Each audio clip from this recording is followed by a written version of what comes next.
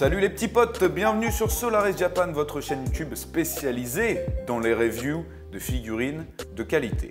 Alors si vous êtes fan de Japanimation et plus précisément que vous achetez des figurines depuis un long moment, vous avez dû vous rendre compte que le prix notamment des scale figures a pas mal augmenté ces dernières années. Et pour répondre à cette question, aujourd'hui on va vous comparer deux figurines de la Gothic Form de Asuka, la première qui était sortie en 2004 et la réédition de 2020.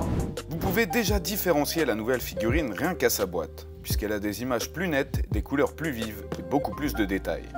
La première Lolita Gothic Asuka est sortie en 2004, seulement 4800 yens, tandis que la nouvelle version de 2020 est sortie à 12 800 yens, soit environ 3 fois le prix initial. Alors pourquoi est-ce que cette nouvelle version est plus chère que l'ancienne? Tout d'abord, parlons des matériaux. La figurine de 2004 était fabriquée uniquement en PVC, alors que la nouvelle est fabriquée à la fois en PVC mais aussi en plastique ABS, ce qui rend la figurine plus solide et plus durable. Cette différence de qualité des matériaux affecte également l'apparence de la figurine. L'ancienne figurine avait un aspect huileux lorsque nous l'avons déballée. Donc si ça vous arrive, ne paniquez pas. Cette couche collante se produit lorsque les plastifiants ajoutés au PVC s'évaporent au fil du temps. Et oui, la figurine date de 2004 quand même. Sur ce point-là, la production récente de figurines a apporté de grandes améliorations. Passons maintenant à la sculpture générale. Les deux versions de cette figurine sont basées sur une illustration du mangaka Yoshiki Sadamoto, l'un des membres fondateurs du studio d'animation Gainax. Il faut garder à l'esprit que les sculpteurs de figurines ont eu beaucoup plus d'expérience pour transformer les personnages d'anime en 2D en figurines 3D pleines de vie au fil des années. Les figurines plus anciennes peuvent parfois sembler plus rigides et moins naturelles. Vous pouvez vraiment voir ce changement entre nos deux figurines. La pose de la plus ancienne étant très rigide, elle ressemble à une copie en 3D d'une illustration en 2D. Techniquement, c'est fidèle, mais sans mouvement. Cependant, la pose sur le nouveau modèle est beaucoup plus expressif et naturel. Son bras se plie un peu, comme s'il était détendu, et sa tête légèrement inclinée ajoute beaucoup de caractère. L'ancienne figurine a également une sculpture beaucoup plus simple que celle que nous voyons aujourd'hui. Cela est particulièrement apparent dans les plis du tissu, car la version 2004 a des plis et des rides moins définis. Sur la plus récente, le tissu de l'ensemble de sa tenue est plus réaliste. Par exemple, à l'arrière de sa jupe, on voit même comment les froufrous se sont resserrés lorsqu'elle est assise. Et ce n'est pas seulement le tissu qui rend mieux dans la nouvelle version, ses cheveux aussi. Les cheveux de la version 2004 sont essentiellement un rectangle, avec toutes les mèches qui pendent directement vers le bas. Et pratiquement aucune ombre pour le contraste. Sur le nouveau modèle, les cheveux tombent beaucoup plus naturellement. Les extrémités des cheveux sont plus définies que les pointes arrondies du modèle 2004. Les mèches sont de différentes longueurs et il y a même plusieurs couches pour leur donner de la profondeur. C'est en fait une différence essentielle entre les deux. L'ancien modèle semble plat, comme s'il avait été façonné à partir d'une seule pièce de plastique, tandis que le nouveau modèle semble avoir été assemblé couche par couche, ce qui lui donne beaucoup plus de dimension. En ce qui concerne le visage, la version 2004 a une expression plutôt étrange. Elle ne correspond à aucune émotion. Et ici, on a également des problèmes de peinture. Sa peau manque de vibrance et ses lèvres sont plus définies, ce qui donne l'impression qu'elle porte du rouge à lèvres. Bien qu'elle correspond plus à l'illustration originale, en 3D, elle donne l'impression d'être une Barbie des années 2000.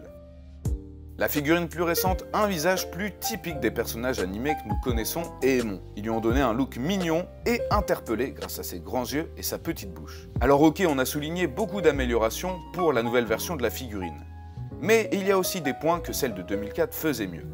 Notamment la brillance de ses chaussures qui contraste bien avec la peinture mate de ses collants, ce qui n'est pas présent dans la nouvelle figurine. Mais c'est vrai que le reste de la figurine de 2004 est incroyablement plat comparé à la nouvelle figurine. Il lui manque des ombres et des reflets que les figurines récentes utilisent pour simuler la profondeur.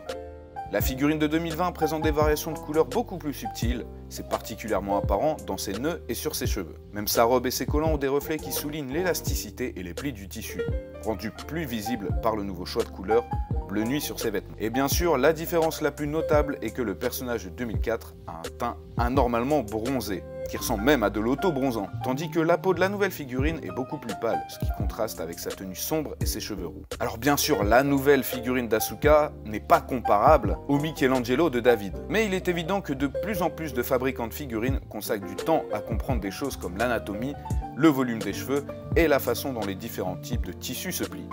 La production de figurines s'est grandement améliorée au fil des années, mais il faut se rappeler que sans les anciennes figurines, nous n'aurions jamais obtenu les super figurines que nous connaissons aujourd'hui. L'Asuka de 2004 qui s'est bien vendue a permis de pouvoir sortir cette meilleure version en 2020.